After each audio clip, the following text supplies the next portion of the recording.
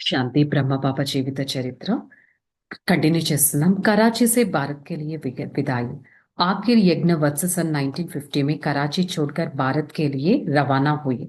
जब सिंध के मुसलमान लोगों को पता चला कि यज्ञ निवासी यज्ञ ब्रह्म कुमारी कुमारियां जा रहे हैं, उन्होंने ना जाने के लिए बहुत आग्रह और उपरोध किया। उन्होंने कहा, आप लोगों को तो हम सब प्रकार की सुविधाएं देंगे, आप लोगों को कोई कष्ट भी नहीं देंगे। फिर भला आप क्यों जाते हो? अब यहाँ रहेंगे तो देश के अपवित्र काम नहीं होगा।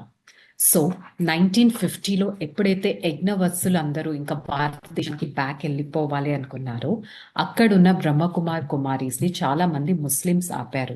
మేమిక్కడ మీకు ఏ కష్టాన్ని కలిగించం, మీకు మీకు అన్ని సువిధాలు ఏది కావాలంటే అవి అన్ని మీకు నేను ఇస్తాము. ఆ, మీరు వెళ్ళిపోయారు అంటే ఇక్కడ అపవిత్రత పనులు ఎక్కువగా అయిపోతాయి, మీరు ఉంటే అపవిత్రత పనులు ఉండనే ఉండవు అని ఈ విధంగా వాళ్ళందరూ రిక్వెస్ట్ చేయడం మొదలు పెట్టేశారు। आप तो खुदा को ही, आपका तो हिंदू मुसलमानों की राजनीति या मतभेद को कोई संबंध नहीं, परंतु यज्ञवत से ईश्वरीय आदेश था कि आप भारत में ही जाना है। సో వాళ్ళు క్లియర్గా ఇది కూడా చెప్పారు, మీకేమైనా మీ ఖుదా నుంచి హిందూస్థాన్కి వెళ్ళాలి అనేది ఉందా? మీ మీ భగవంతుడైతే హిందువులు ముస్లిమ్స్ మధ్య డిఫరెన్సెస్ చెప్పరు కదా అని। కానీ అక్కడున్న వాళ్ళందరికైతే ఈశ్వరీయ సందేశం అయితే లభించింది, భారతదేశానికి వెళ్ళాలి అని। इसलिए एक स्टीमर में कराची से भारत का एक बंदरगाह ओंखा तक आने की अवस्था की। उसमें पहले संस्था की सारी इमरतों आदि का हिसाब किताब ले गया था। సో తర్వాత ఒక స్టీమర్ తీసుకోవడం జరిగింది। సో తర్వాత ఎంతమంది భారతదేశీయులు వెళ్తున్నారు అనేది ప్రతి ఒక్కరి లెక్క తీసుకోవడం జరిగింది। उन्होंने दिनानी अलाहाबाद के तथा गुलाम मोहन जी भूतपूर्व मुख्यमंत्री तथा विधान मंत्री और डॉक्टर चेरांदाम गढ़वानी में आ गया। उन्होंने ज्ञान सुनकर बहुत खुशी हुई। उन्होंने यह भी कहा, आप यहाँ रहे, हम सभी लोगों को आपकी मदद करेंगे। परंतु उन्होंने बताया, ईश्वरीय आदेश के अनुसार अब भारत की सेवा తే జానకి है।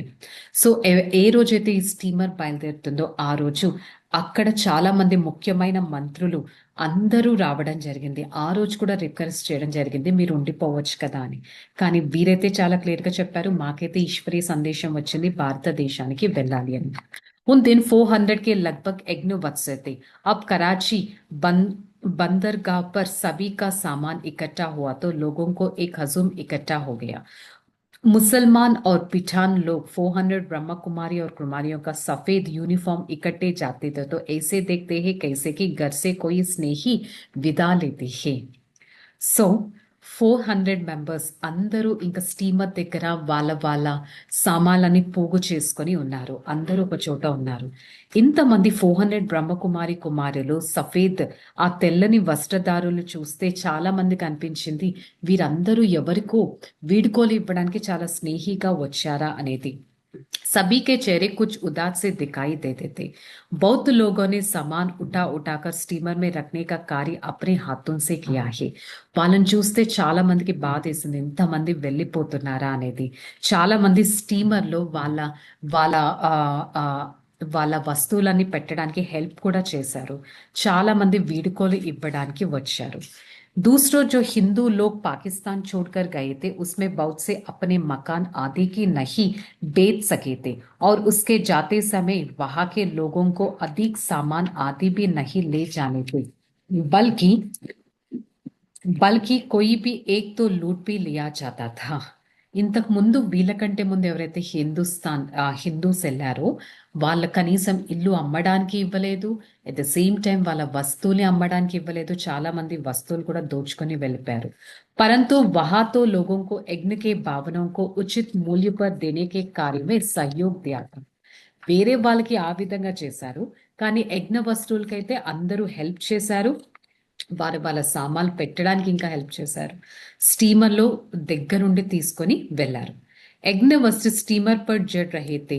स्थानीय लोगों को यज्ञ वस्त्रों पर पुष्प वर्षा भी किया था। ఇంకా స్టీమర్ అనేది ముందుకు బయలుదేరింది, అక్కడ ఉన్న స్థానికులంతా యజ్ఞ వస్త్రుల పైన పుష్పాలు కూడా చల్లారు।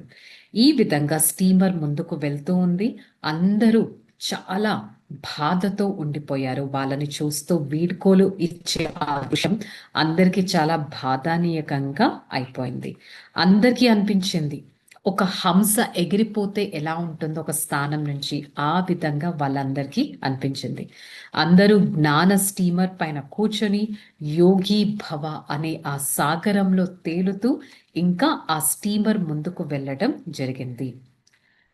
स्टीमर के कैप्टन तथा स्टॉक में अन्य लोगों को काफी सहयोग दिया. ఆ రోజుల్లో ఆ స్టీమర్ లో ఉన్న క్యాప్టెన్ కానీ మిగతా వర్కర్స్ కానీ అందరూ ఎంతో సహయోగం చేశారు. మాటి మాటికి అనేవారు మీకు ఏదైనా సేవ ఉంటే చెప్పండి అని. ప్రతిదిన్ నయే అనుసార్ ప్రతిరోజు నియమం అనుసారంగా క్లాసెస్ కూడా జరిగాయి స్టీమర్‌లో. జ్ఞాన మురళి కూడా వినిపించడం జరిగింది. ఈ సుందరమైన ఘటన అందరికీ చాలా అతుక్కుపోయినట్టు అయ్యింది. Finally Brahma Baba and team భారతదేశానికి చేరుకున్నారు. ఏం జరిగింది అనేది మనం రేపు తెలుసుకుందాం. ఓం శాంతి.